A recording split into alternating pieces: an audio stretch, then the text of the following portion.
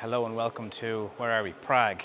We've just been at a little press conference about Skoda, who have announced tonight that their bird is gone from their logo, but they will include a little part on the S, which will be representative in their new corporate identity. But it's not about logos in this little video today. This video is to just bring you a quick walk around of the Vision S. Now, because of a real job last year, I couldn't go to Malaga to film this car, and I'm still not over it. So I wanted to have a quick look at it today.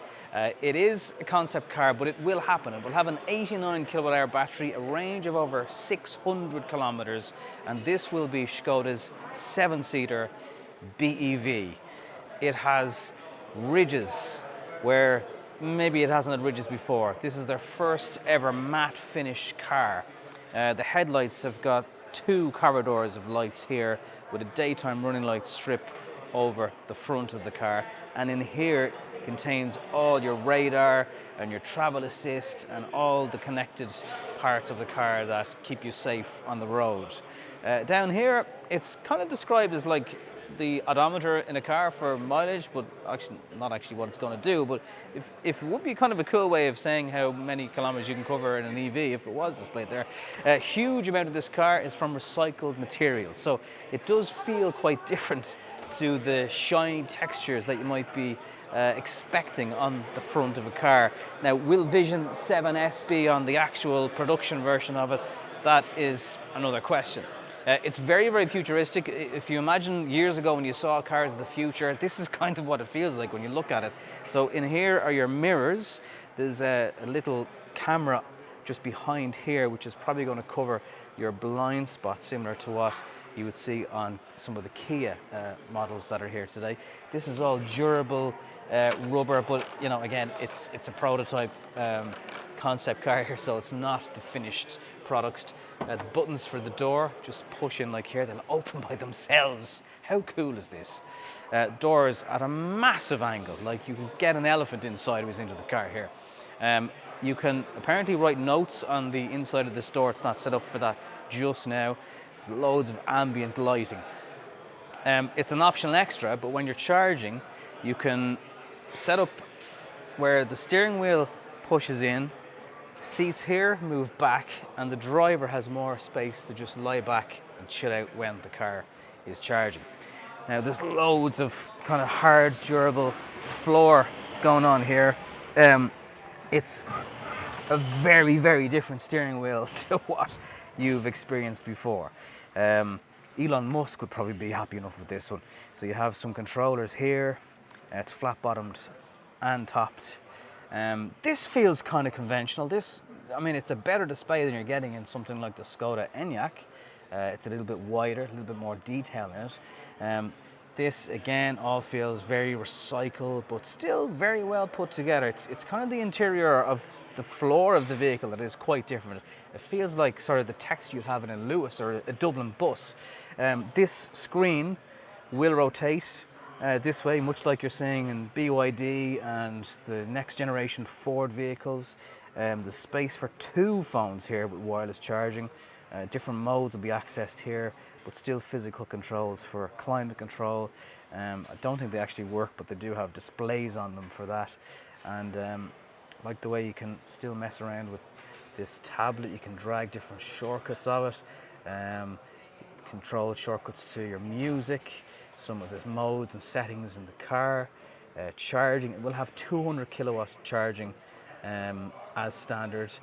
Interestingly, there's a baby camera, and I'll show you in a second, but where the child seat is positioned in this car, now obviously you don't have to get it if you don't have an infant, but Skoda have figured out that that is actually the safest place in a vehicle, is where the baby seat is in this car. So let me just give you a quick look at that now. So the door is open this way out. It won't open until this one is closed. To save them smacking into each other. Maybe that means it's locked. I'll show you the inside in just a second. Again, more of this kind of hard plastic housing around the side. Skoda badges here. Huge glass roof that tapers off into this rear spoiler. I don't think we can access the boot, as far as I know. But it's not massive when you have the third row of seats up, which is kind of understandable, the same as any 7-seater. That's a bit Range Rovery, the way they've borrowed that rear light. Charging port will be here on the car, your DC charging. There is no scraper here, but I presume the scraper will be in the back of the tailgate where it is on the Enyaq. And then just covering the rear of the vehicle, so whether these will be optional extra as electric seats or whatnot, even the housing for the seat belts are different. Like, they don't actually move because, again, it's a prototype, but your seat belt receiver is built into the seat here, which is cool. The rear seats are a little bit smaller, but I think the leg room, foot space there isn't too bad. There's carbon fibre on the back of these seats also. And this is the cutest moment of the Vision 7. So this is where the baby seat sits. It's kind of on a spine that goes down into the car, not unlike the Taviscan that we had on the channel last week with the spine idea. This is the safest part of the car. So you have your precious infant there for safekeeping. That glass roof, if that is how it actually ends up in the production car, that is the largest glass roof I've ever seen in a car. It is massive, absolutely massive. And then, yeah, there's actually obviously more space for your front passenger in here, but this, I wish you could feel this, the texture of this. It is so unusual. It's like a rubber. It's very, very hard wearing. You can imagine hoovering this will be unusual because it's just a very, very different textured finish to the car, but it kind of feels like the future is here now. When exactly this car will go on sale, I don't want to say 2024 because I don't even know if that is the case, but other little different things that you are not used to in a conventional car, stuff like the frameless parts of the glass here. I mean, that's obviously very, very strong, but I've never seen anything like that kind of design before.